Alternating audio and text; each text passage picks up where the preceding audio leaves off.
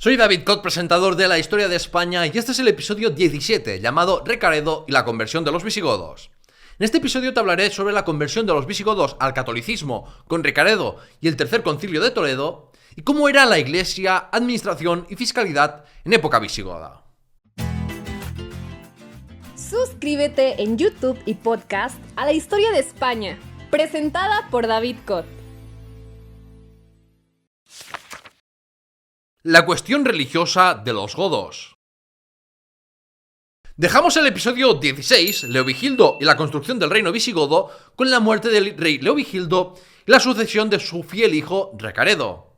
En el momento de su acceso al trono visigodo, Recaredo heredó dos problemas sin resolver, uno interno y otro externo. El problema interno es bien conocido, la cuestión religiosa, mientras que, en cuanto a los asuntos exteriores, la guerra con el reino franco de Borgoña seguía su curso. El rey Gontrán de Borgoña no renunciaba a sus pretensiones sobre la Septimania, aunque la guerra iba bien para los visigodos y además estos contaban con el apoyo de algunos vascones. Veremos más adelante de qué manera el rey Gontrán intentó llevar a cabo sus pretensiones, pero centrémonos por ahora en el tema fundamental, el conflicto religioso entre arrianos y católicos. ¿Por qué se produjo ese conflicto religioso en primer lugar? La verdad es que el conflicto teológico a ojos modernos no parece tan importante. La diferencia teológica se centra en la cuestión de la igualdad y la eternidad del Padre, el Hijo y el Espíritu Santo en la Trinidad. Y es que para los godos, la diferenciación religiosa también pudo ser una forma de defender su propia identidad goda frente a los hispanoromanos. Pero para mediados del siglo VI, los godos presentaban pocas diferencias respecto a los hispanoromanos, como expliqué en el episodio extra 6, Identidad goda y su evolución. Leovigildo propuso una forma nacional y más católica, de arrianismo, para unir a los visigodos a hispanoromanos, pero no lo consiguió porque el arrianismo era minoritario y no tenía la fuerte presencia territorial de la Iglesia católica. Según Gregorio de Tours, Leovigildo se arrepintió de su política religiosa e incluso se convirtió al catolicismo antes de morir. Eso no lo podemos corroborar y muy probablemente es falso. Pero sí vimos ya en el episodio anterior cómo supo reconciliarse con obispos católicos a los que había exiliado. La verdad es que había muy pocos arrianos en España, la mayoría visigodos, pero precisamente por eso fue tan difícil la conversión al catolicismo para los visigodos, porque estamos hablando de la élite dirigente del reino. El arrianismo godo era un factor desestabilizador a nivel interno y externo. Es cierto que a corto plazo causaría revueltas, estados extranjeros podían aprovecharse de la inestabilidad y la vida del monarca podía peligrar. Pero si no se resolvía la cuestión religiosa, esos riesgos permanecerían ahí para siempre. El siglo VI es un siglo complicado a nivel político y religioso, y por eso la historia política y la religiosa deben entenderse conjuntamente. Por un lado, la monarquía visigoda necesitaba legitimarse y hacerse fuerte frente a los laicos y eclesiásticos poderosos, mientras que en la Iglesia católica había toda clase de conflictos jurisdiccionales entre obispos. Como ya vimos en el episodio extra 5, la Iglesia y los bárbaros en el siglo V, ambos poderes muchas veces colaboraron para reforzarse mutuamente. Y en el reino visigodo, esta alianza terminaría consolidándose con el rey Recaredo para beneficio mutuo de la Iglesia y de la monarquía. La conversión de Recaredo. Recaredo se convirtió personalmente al catolicismo poco después de suceder a su padre y lo anunció públicamente en enero o febrero del 587. Fue una acción valiente dado los riesgos, pero sabía que tenía que zanjar la cuestión religiosa como lo había intentado sin éxito su padre. Al abrazar la fe católica, algunos han presentado a Recaredo como la antítesis de su padre, pero nada más lejos de la realidad. Lo cierto es que ambos persiguieron la unidad religiosa, solo que con enfoques distintos, y más al ver que la propuesta de su padre no había cuajado. Es más, Leovigildo, con su solución de compromiso, había allanado el camino a Recaredo, porque se habían reducido las diferencias teológicas entre arrianos y católicos. Y a los obispos católicos quizás les asustó un poco las conversiones de algunos clérigos católicos al arrianismo de Leovigildo. Arrianos y católicos estaban así más cerca de entenderse. Según Gregorio de Tours, Recaredo primero selló una alianza con su madrastra Goswinta, que a su vez era una fanática arriana. Esta alianza política puede ser difícil de entender dado el arrianismo y el presunto papel de Goswinta en la rebelión de Hermenegildo, Pero José Sotochica lo explica por la política matrimonial y exterior del reino visigodo. La hija de Chilperico de Neustria se había enterado de la muerte de su padre cuando estaba de camino a Toledo, para casarse con Recaredo. Y luego ocurrieron toda una serie de desgracias, pero lo que nos interesa es que este matrimonio se canceló. Y esto perjudicó la alianza entre el reino visigodo y el reino de Neustria. Goswinta pudo reconciliarse con Leovigildo y Recaredo al ver que la rebelión de Hermenegildo tenía las de perder, y al terminarse esa alianza con el rey responsable de la muerte de su hija. Al ponerla de su parte, Recaredo se ganaba el apoyo de buena parte de los magnates godos y gracias a la influencia de Goswinta podía firmar la paz con Austrasia y Borgoña. Es más, Recaredo reconoció a Goswinta como su madre adoptiva para así emparentar con su familia y los francos de Austrasia. También pidió la mano de Clodosinda, nieta de Goswinta. Gontrán de Borgoña se dio cuenta de que este movimiento perjudicaría a su reino y por eso ofreció a Brunequilda de Austrasia, hija de Goswinta, algo que su madre no le podría ofrecer: nombrar heredero de Borgoña al hijo de Brunequilda. Con esto, la alianza entre el reino visigodo y Austrasia terminó antes de haber empezado, y es probable que al fracasar esta jugada diplomática, Recaredo dejara de tener tanto en cuenta a Goswinta y buscara alternativas. Pero dejando por ahora de lado a Goswinta, Recaredo tuvo que hablar con el clero arriano y poner a tantos como pudiera de su parte. Los obispos arrianos temían perder su estatus y riquezas, pero Recaredo les garantizó que mantendrían su mismo rango jerárquico si se integraban en la Iglesia Católica. Recaredo había hablado con Leandro de Sevilla, Masona de Mérida y Eufemio de Toledo y habían acordado que la élite católica aceptaría esta condición y que los arrianos no tendrían que volver a bautizarse. Y aquí se ve que no hubo ninguna rendición incondicional de los arrianos y que todas las partes debían ceder para conseguir la unidad religiosa del reino. Las rebeliones contra Recaredo. Pero ante estos primeros pasos hacia la conversión de los visigodos al catolicismo, Recaredo se encontró con oposición. De hecho, hubo 3 intentos de derrocar a Recaredo entre su conversión al catolicismo en el 587 y el Tercer Concilio de Toledo en el 589. Todas estas conspiraciones utilizaban la fe arriana para legitimar su revuelta, aunque el trasfondo pudiera ser político y económico para no perder privilegios. Y en las fuentes se califica a los responsables de tiranos por haberse alzado contra el rey y contra Dios. El primer complot tuvo lugar ya en el año 587, en Mérida, la capital de la provincia de Lusitania. La conspiración estaba dirigida por un aristócrata godo llamado Sega y contaba con el apoyo de otros personajes notables y de Suna, el obispo arriano de Mérida. Estos pretendían asesinar a Masona, el metropolitano católico de Lusitania de origen godo, y a Claudio, el duque de Lusitania procedente de la clase senatorial latifundista hispano-romana, con el objetivo final de usurpar el trono. Pero la conspiración de Mérida fracasó por la traición del joven Viterico, que informó a Claudio sobre esta conjura. Como castigo a los conspiradores, a Sega le amputaron las manos y lo exiliaron a Galicia, mientras que a Suna lo exiliaron al actual Marruecos, donde dedicó sus últimos días a extender la fe arriana.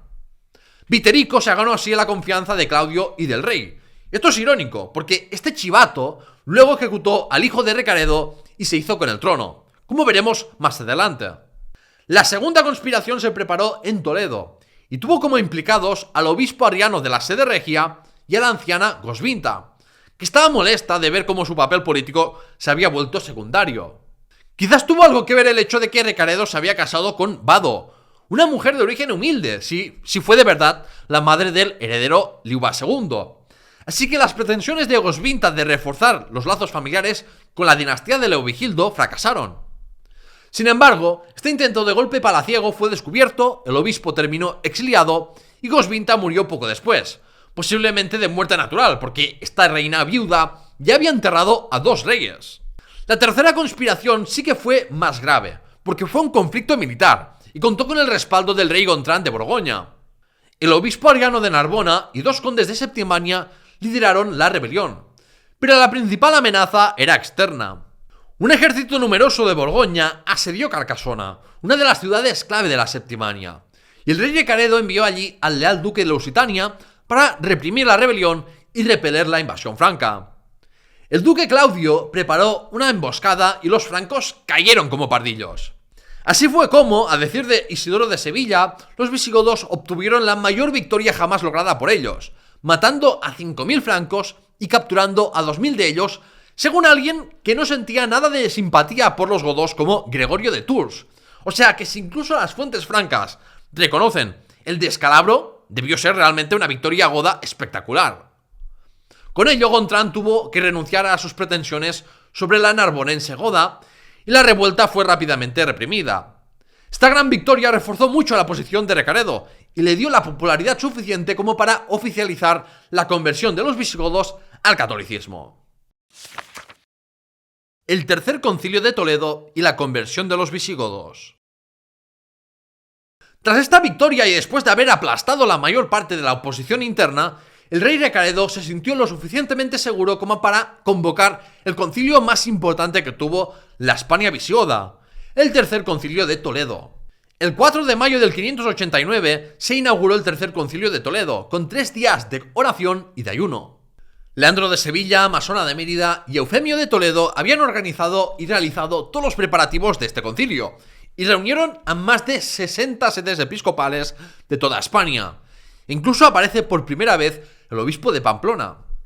El rey Recaredo fue quien convocó y presidió el concilio, y este hecho es muy significativo, porque constata el papel de protección y vigilancia que la monarquía visigoda tendría de ahora en adelante sobre la Iglesia Católica del Reino, un papel que se copió del modelo de Imperio Romano inaugurado por Constantino. Se reforzó la posición del rey, que era ahora sancionada por Dios, y por tanto rebelarse contra él era rebelarse contra Dios.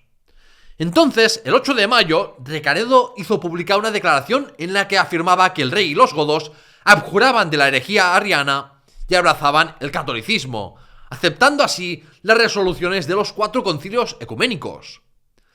Es significativo que no se mencionara el quinto concilio ecuménico, el segundo de Constantinopla convocado por Justiniano, porque fue un concilio polémico que no fue bien recibido en Occidente. Esto, junto con la Renovatio Imperii de Justiniano y la solución de compromiso de Leovigildo, contribuyó a acercar la Iglesia Católica a la monarquía visigoda. La declaración pública de Recaredo condenaba las enseñanzas de Arrio, pero no se hacía mención a temas sensibles como la política religiosa de su padre Leovigildo o la rebelión de su hermano. 8 obispos arianos y varios clérigos y aristócratas godos abjuraron también del arianismo y se convirtieron en católicos, oficializando así la conversión de los visigodos al catolicismo. A continuación, Recaredo encargó al concilio que aprobara algunos cánones para regular la estructura de la nueva iglesia, determinar los poderes de la iglesia dentro del Estado y reforzar la disciplina eclesiástica. En el aspecto teológico, un canon confirmó las resoluciones de los concilios anteriores que he mencionado, pero añadiendo además lo que se llama la cláusula filioque, que afirma que el Espíritu Santo no solo procede del Padre, sino también del Hijo. Esto puede parecer un detalle banal, pero la cláusula filioque causó una gran controversia durante siglos y nunca fue aceptada en Oriente. También hubo cánones que daban nuevos poderes a los obispos como jueces y recaudadores fiscales. La colaboración entre el Estado visigodo y la Iglesia era evidente, pero al buscarse la unidad religiosa del reino y creerse que en un reino solo cabía una fe, los judíos, que bajo los reyes visigodos arianos habían podido vivir sin intromisiones, empezaron a ser perseguidos. Por ejemplo, un canon prohibía a los judíos casarse con mujeres cristianas o tener esclavos cristianos. Las persecuciones y las leyes contra los judíos aún no eran tan graves como en otros países, pero el reino visigodo no tardó en tener las leyes más antijudías del mundo, y todo por motivos ideológicos religiosos, no porque los judíos constituyeran un grupo social rico que monopolizase algunas profesiones, como sí ocurrió más tarde al avanzar la Edad Media. El rey Recaredo promulgó un decreto que otorgaba a las resoluciones de los concilios católicos nacionales y provinciales una fuerza igual a las leyes, lo que constituye una prueba más de la creciente influencia de la Iglesia y de que los obispos eran agentes indispensables para el Estado. Y para finalizar el Tercer Concilio de Toledo, Leandro de Sevilla leyó una homilía que exaltaba el triunfo de la Iglesia y la fe verdadera. Esto es importante porque salieron 2 discursos políticos del Tercer Concilio de Toledo. Por un lado, el de una iglesia triunfante, y por otro, el de una monarquía visigoda que se había convertido en la élite de España y que ahora se aliaba con la iglesia. La figura de Recaredo salió reforzada y se presentaba a sí mismo como el nuevo Constantino, el primer emperador romano cristiano. El rey visigodo sería a partir de ahora rey y sacerdote supremo, siguiendo un poco el cesaropapismo bizantino, pero de un modo único, sin parangón en el resto de Europa, porque tanto el monarca como la iglesia tenían roles y obligaciones recíprocas. El Tercer Concilio de Toledo no solo trató de la conversión de los visigodos al catolicismo, sino que de ahí surgió la definición de cómo sería el reino visigodo católico hasta su final, un estado donde el monarca sería responsable de los asuntos temporales y de los espirituales.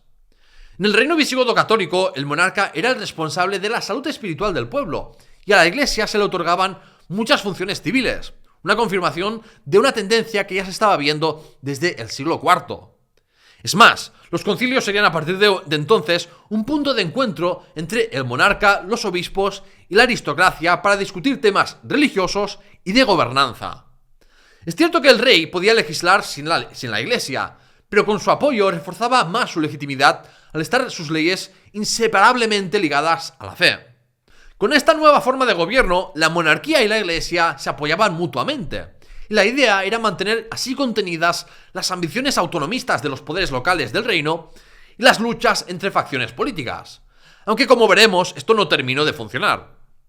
La política religiosa de Recaredo puede considerarse opuesta a la de su padre, pero en el fondo compartían la misma visión y el mismo objetivo: unificar y fortalecer el reino y sus pueblos.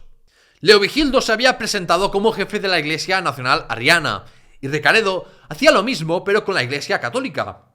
En ambos casos querían reforzar su legitimidad gobernando no solo los asuntos seculares, sino también los religiosos. La conversión visigoda al catolicismo fue la culminación del proceso de integración de godos e hispano-romanos que inició el rey Leovigildo, y así es como, según algunos, podemos empezar a hablar de hispanogodos. El reinado de Recaredo. Terminó el Tercer Concilio de Toledo y los visigodos se habían convertido al catolicismo. Pero, ¿qué pasó después? Lo cierto es que después de ese momento cumbre de la historia de España, no sabemos mucho sobre el reinado de Recaredo, pero conocemos algunos acontecimientos. Hubo otro intento de derrocarlo en el año 590, esta vez dirigido por el duque Argimundo.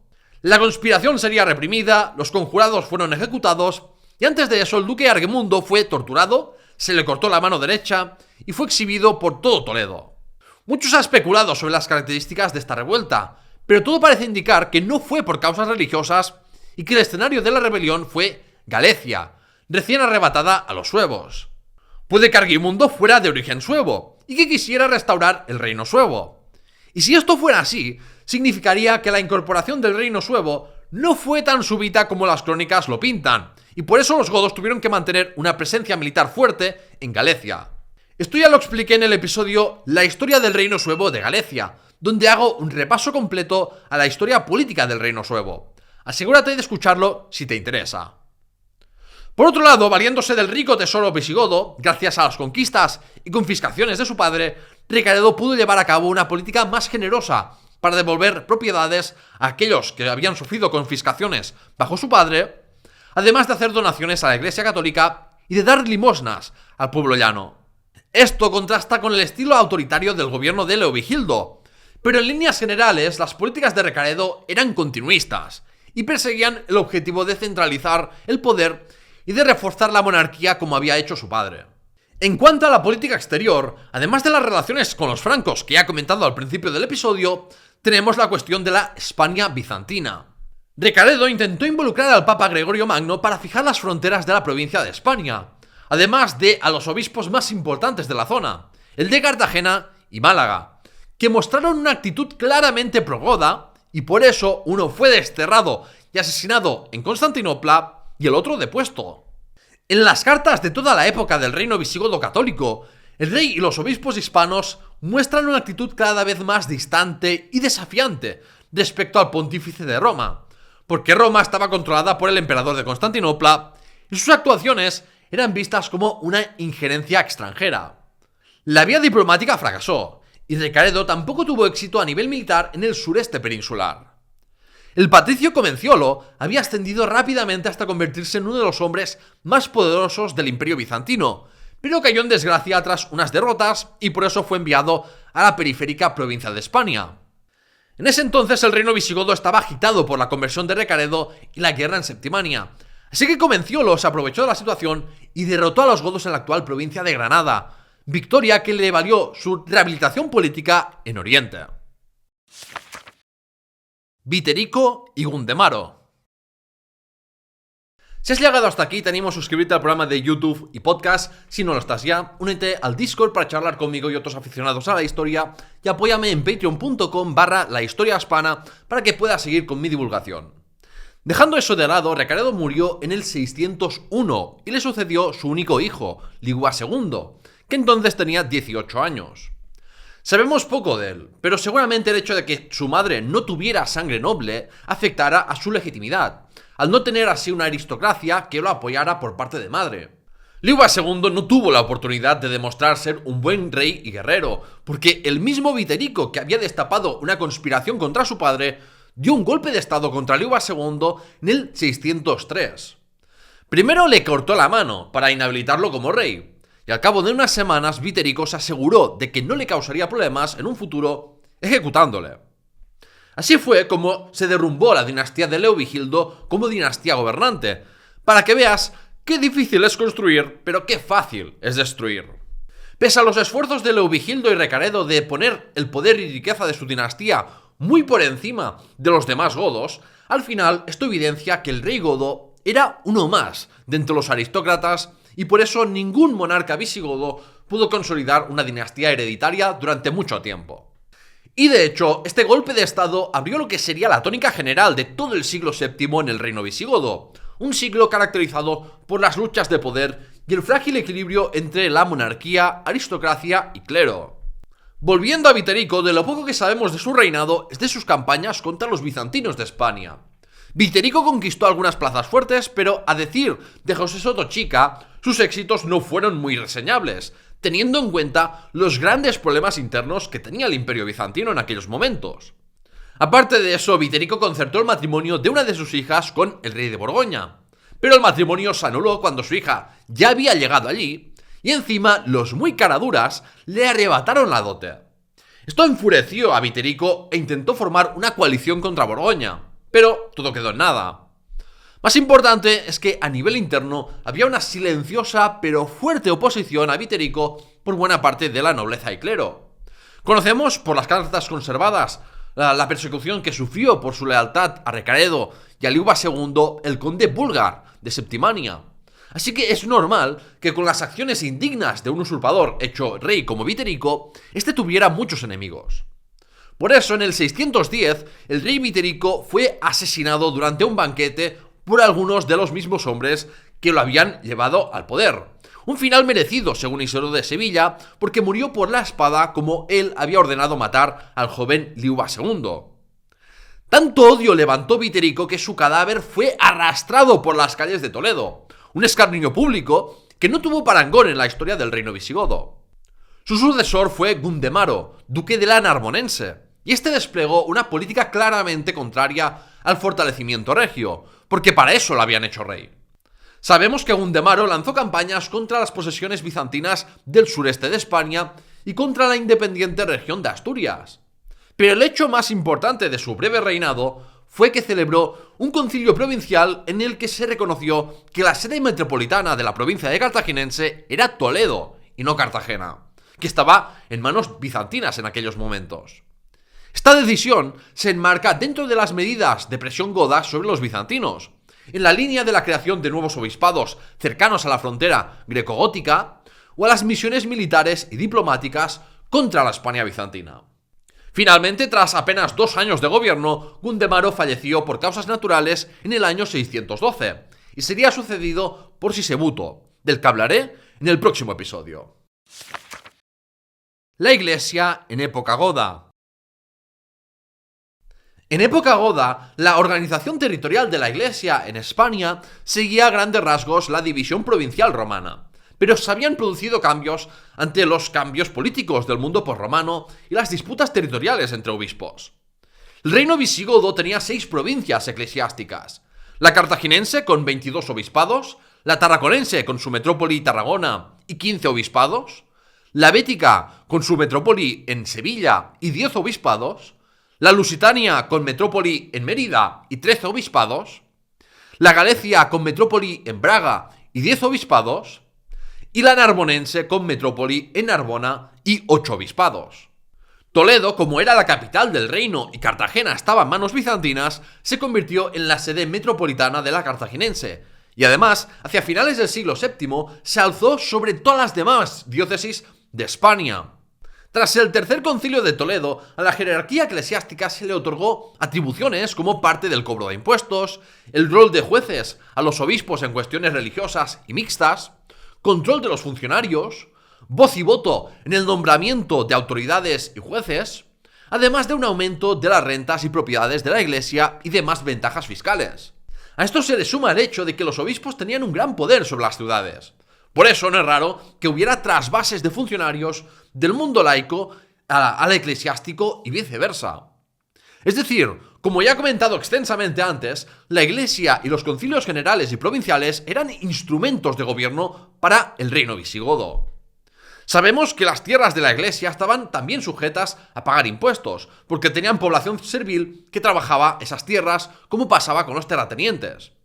Aún así tenían algunas exenciones fiscales, y la propiedad eclesiástica era inalienable, para evitar que los obispos privatizaran y se apropiasen de las propiedades de la Iglesia.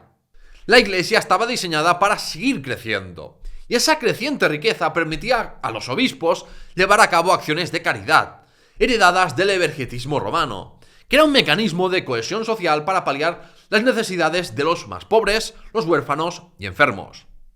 Por otro lado, el fenómeno del monacato ya empieza en la península ibérica en el siglo IV, aunque proliferó a partir del siglo VI. Ahí tenemos, por ejemplo, los monasterios fundados por Martín y Fructuoso de Braga, Valerio del Bierzo o el abad Donato, refugiado que huyó del norte de África junto a decenas de monjes ante el incremento de los ataques bereberes. Había monasterios en las ciudades y ermitas alejadas en lugares recónditos. Y los monasterios disfrutaban de privilegios como la exención de proporcionar hombres para las levas militares. Y precisamente por estos privilegios y su práctica independencia, a menudo entraban en conflicto con el obispado o la administración civil. Los monasterios eran centros económicos que tendían a la autosuficiencia, y algunos servían como instituciones educativas y de transmisión cultural junto a las escuelas episcopales. Y para terminar de hablar brevemente de los monasterios, es interesante cómo surgieron distintas variedades regionales en España, tanto por influencias extranjeras como por la propia realidad social de la zona. Por ejemplo, en el norte peninsular había bastantes monasterios familiares, donde convivían hombres y mujeres, en parte porque no querían convertirse en siervos del señorito u obispo de turno. Y estos mismos monasterios familiares y de comunidades campesinas serían los más frecuentes en el norte tras la conquista musulmana. En época goda se ahondó en la cristianización de España, especialmente en zonas rurales y el norte peninsular. Aún así, en estos siglos era difícil para la Iglesia mantener la disciplina de los clérigos, evitar herejías y formar bien a los curas y monjes. Este problema de educación de los clérigos parece que era especialmente notorio en regiones más periféricas, como las Islas Baleares o la Galicia, pero destacan los esfuerzos de Martín de Braga para formar a los clérigos o los esfuerzos de Isidoro de Sevilla por unificar la liturgia hispana, en lo que se conocerá posteriormente como rito mozárabe. La fiscalidad y administración visigoda. La institución gubernamental de la administración central visigoda era el Aula Regia, que era un órgano compuesto por los fieles laicos y eclesiásticos que asesoraban al rey o desempeñaban funciones específicas. Por citar algunos, tenemos por ejemplo el conde del tesoro, que se encargaba de gestionar el tesoro real y la acuñación de monedas, el conde del patrimonio, que gestionaba las fincas y propiedades del rey, o el conde de los notarios, que elaboraba las leyes y se encargaba de recibir documentos administrativos y la correspondencia diplomática. El aula regia era similar al aparato burocrático tardorromano, pero de menor envergadura. Y a veces los historiadores lo engloban en lo que se llama el oficio palatino, que incluiría el aula regia y los concilios de Toledo. A nivel territorial, el reino visigodo se dividía en provincias, aunque no está muy claro en cuáles, porque tenemos informaciones contradictorias. Sabemos que se mantenían la cartaginense, narbonense, tarraconense, bética, lusitania y Galicia. Pero a estas pueden haberse sumado otras más pequeñas de nueva creación a finales del siglo VII, como Cantabria o Asturias, con capital en Amaya y Astorga respectivamente. Estas últimas serían provincias fronterizas, porque todo apunta a que las Asturias y Cantabria actuales escapaban del control godo igual que la mayor parte de Vasconia, tal y como expliqué en el episodio extra 8, el norte peninsular en época goda. Dejaré enlaces de episodios recomendados abajo. Las provincias estaban inicialmente gobernadas por un rector que ostentaba el poder civil y un duque que ostentaba el poder militar. Pero con el tiempo la figura del rector desapareció y el duque asumió ambas funciones. Bajo la autoridad del duque provincial estaban los condes de las ciudades, que tenían atribuciones civiles y militares sobre las principales ciudades y sus áreas cercanas. Los duques y condes recaudaban impuestos, se encargaban del mantenimiento de las guarniciones y de la administración provincial y local, impartían justicia. Y para mantener el orden se valían de los sayones, que actuaban como policía y alguaciles en las ciudades. A todas estas instituciones laicas a nivel central, provincial y local hay que sumarles las instituciones eclesiásticas a estos mismos niveles, que asumieron funciones gubernamentales como ya hemos visto. A nivel central, en los concilios de Toledo se discutían asuntos políticos y se aprobaban leyes, además de tratarse cuestiones doctrinales y patrimoniales de la Iglesia. A nivel provincial también se convocaban concilios y se legislaba, y a nivel local los obispos asumieron muchas funciones civiles. Así que, en resumen, la administración del reino visigodo se definía por esa intensa colaboración entre el poder laico y el eclesiástico. Si hablamos de fiscalidad, el sistema fiscal romano, con el predominio de la tributación sobre la renta, se vino abajo en el siglo V. Esto no significa que de la noche a la mañana desaparecieran por completo los tributos y que toda la extracción de recursos fuese a través de la renta, por la explotación de tierras arrendadas, sino que existía una tendencia clara de disminución de la capacidad recaudatoria de los estados por romanos, en comparación con el periodo anterior, y predominaban las entregas de parte de la cosecha o del ganado en las relaciones señoriales y con el estado. Como en los reinos por romanos la capacidad recaudatoria era baja, no existía una gran burocracia ni un ejército permanente más allá de los soldados que guarnecían las ciudades y algunos puntos de especial interés. El reino visigodo de Toledo, igual que otros reinos de la época, no era capaz de imponer un sistema tributario uniforme y centralizado en aquellos territorios donde ejercía su autoridad. En la fragmentada realidad política del mundo por romano, era necesario tener un sistema fiscal heterogéneo negociado con las élites locales de cada zona. La numismática y una carta de los años 520 nos dan cuenta de que élites locales al margen del Estado también acuñaban moneda, apropiándose de toda la recaudación de su ámbito y de los beneficios relacionados con la acuñación de monedas. Y además, esas acuñaciones eran una muestra de soberanía de personajes notables que no reconocían la autoridad visigoda, ostrogoda o sueva en aquellos años. En el periodo visigodo circulaban monedas de plata y de bronce, las de plata por lo menos en el noreste y las de bronce por lo menos en el sur y levante. Y fue a partir de Leovigildo que la acuñación de monedas de oro fue potestad exclusiva del rey visigodo. En Galicia, ya desde la época de los suevos, había poderes locales que acuñaban sus propias monedas. Por eso, la mayoría de distintas cecas visigodas son de Galicia, pero producían muy poca cantidad y no fueron cecas que durasen mucho o que produjesen de forma ininterrumpida. Se han documentado más de 7.700 monedas visigodas, pero serían muchas más las que habría, aparte de por las no encontradas en yacimientos arqueológicos desconocidos o sin estudiar, o por las que estén ilegalmente y no documentadas en colecciones privadas. Hubo muchas que fueron refundidas y convertidas en monedas de oro árabes. La tributación era un mecanismo para extraer recursos, pero también para mantener unas relaciones políticas de lealtad entre la monarquía visigoda y las élites locales y para obtener unos recursos que luego redistribuir entre fieles al rey.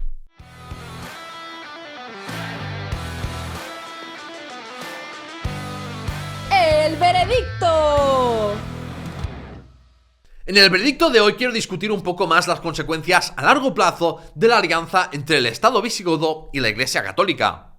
Me parece muy interesante la singular forma de gobierno del reino visigodo católico, porque no es una fórmula ni césaropapista como tal, ni tampoco teocrática como he leído en algún sitio, sino que más bien era una mezcla extraña, pero que funcionó bien durante décadas. En el reino visigodo, el rey se metía de lleno en los asuntos eclesiásticos como en el cesaropapismo bizantino. Pero al mismo tiempo, la Iglesia tenía unos amplísimos poderes seculares que trascendían su función religiosa. Como he comentado antes, esta forma de gobierno basada en una relación estrecha y simbiótica entre la monarquía y la Iglesia tenía como objetivo reforzar el poder de ambos y darse legitimidad mutua. Pero el único problema para la monarquía fue que la asociación con la Iglesia no hizo más segura la posición del rey, no sirvió para evitar las endémicas revueltas y conspiraciones nobiliarias. Y ese es sin duda uno de los grandes fracasos del reino visigodo. ¿Crees que se podría haber hecho más por parte de la dinastía de Leovigildo para afianzarse en el poder? ¿O las características socioeconómicas del reino hacían imposible evitar estas luchas de poder? Espero tu respuesta en los comentarios. Y con esto, el veredicto termina. Si te ha gustado el episodio, por favor dale a me gusta, comenta y compártelo para ayudar a darle visibilidad, y suscríbete al programa y dale a la campanita de notificaciones en YouTube. O sigue los dos podcasts, La Historia de España y Memorias Hispánicas, para más contenido sobre la historia de España. Te recomiendo seguirme en redes sociales para aún más contenido, o al Discord para discusiones de historia, recomendaciones bibliográficas y más. Y puedes apoyarme en Patreon y conseguir beneficios exclusivos. Tienes los enlaces en la descripción del episodio. En el siguiente episodio veremos la historia política del reino visigodo durante la primera mitad del siglo VII hasta Tulga y el desarrollo cultural del reino visigodo. Gracias por escucharme y hasta el próximo episodio.